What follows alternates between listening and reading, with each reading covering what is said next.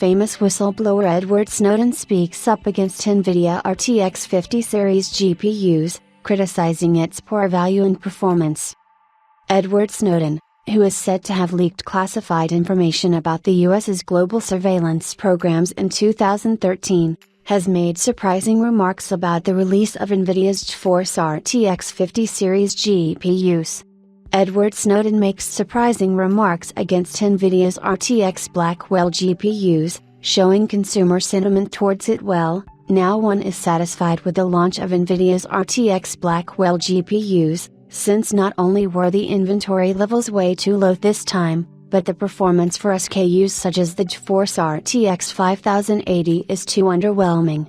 The sentiment around Team Green's newest GPUs is so disappointing that Edward Snowden decided to pass comments around the release, claiming it to be a monopolistic crime against the consumer, when referring to the value these SKUs are bringing to the markets. Edward claims that NVIDIA's RTX Blackwell GPUs should have more RAM on board and that slapping a $1,000 plus price tag on the RTX 5080 makes no sense at all. These statements certainly reflect the consumer reaction to the release, and considering how low the initial batch of retailing SKUs was, it seems like Team Green did try to create artificial demand, although we won't go much into this theory. In our review of the MSI Supreme GeForce RTX 5080, we concluded that the generational uplifts weren't on the level that they should have been, making an upgrade from A to Lovelace basically a poor decision. The higher-end GPU segment definitely needs competition to pop up since NVIDIA is the sole competitor.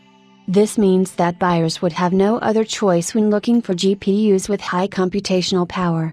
Sure, when you add up technologies like DLSS 4 and FrameGen, the performance gets pretty improved, but despite that, the perf/dollar value simply puts the RTX Blackwell SKUs as not the ideal choice.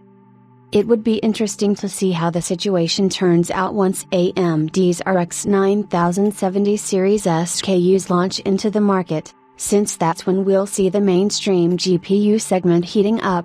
Team Red has pledged one of the best performance per dollar ratios with the Radeon RX 9070 XT, and given that the GPUs will launch in March alongside NVIDIA's 60 class models, consumers should definitely wait for it.